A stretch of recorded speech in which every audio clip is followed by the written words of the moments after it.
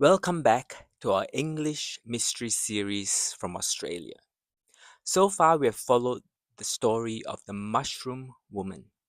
In episode 1, we learned words like suspect and intention. In episode 2, we studied guilt, deadly, investigate, and intentional. In episode 3, we saw what happened when Erin was arrested and charged. Today, in episode 4, we continue. The police had their evidence. Now it was time for the trial. A trial is when the case go to court. Judges, lawyers, and a jury look at the facts and decide what is true. We'll tell this part of the story and then learn another 5 useful words: trial, jury, verdict, lawyer, and motive. After Erin's arrest, the case moved to court. The trial began in Melbourne at the Supreme Court of Victoria. The trial lasted for 11 weeks. Every day, the jury, 12 people from the community, sat in the courtroom and listened carefully. They listened to the lawyers. Erin's lawyers said she never wanted to hurt anyone. They said the deaths were a terrible accident. However, the prosecutors, the other lawyers, said Erin had lied to the police. They said she gave false statements about the mushrooms and about a food machine that she threw away. The jury, the 12 people, also heard from witnesses, police officers, doctors, family, experts, and friends. After the trial, the jury had to decide what was the truth. Was Erin guilty? What was her motive? Did she have a reason to kill? The jury thought and discussed for 1 week. Finally, they gave their verdict. The verdict was clear. Erin was guilty of murder. So this was a trial. A trial is when a case goes to court and the judge and the jury, 12 people from the community, listen to the evidence.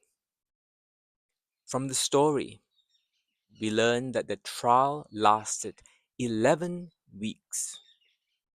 Try saying this. The trial was long. The trial lasted 11 weeks. Jury. We said that already. It's a group of people from the general community who listen to a trial and then they decide with the help of the judge whether the person is guilty or not guilty. From the story, the jury listened carefully for 11 weeks. Then the jury decided she was guilty. The jury listened for 11 weeks and finally they decided she was guilty. Verdict. So the jury gave a verdict. A verdict is the final decision of the jury. So finally, the jury gave their verdict, and the verdict was guilty. The next word is lawyer. That's a profession. That's the person who works in the court to argue a case. You have lawyers for Erin and lawyers against Erin. So from the story, the lawyers argued about what happened. Her lawyer helped her in court.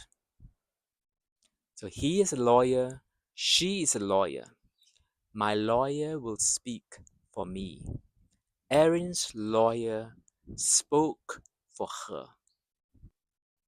Motive. Motive is the reason. why someone does something, especially in a crime. Was there a motive why Erin did what she did? What was her motive? What was Erin's motive? The police are looking for a motive. The police are looking for a reason why Erin did what she did to kill the people with the mushroom. Try saying this. The motive was money. We don't know her motive in this story, but there are other motives. She stole the money. Her motive was to pay for her school fees. The police don't know the motive. They are still investigating. Let's say them again. Trial, jury, verdict, lawyer, and motive. Today in the grammar feature, we'll look at reported speech. In a trial, we often hear what people said before.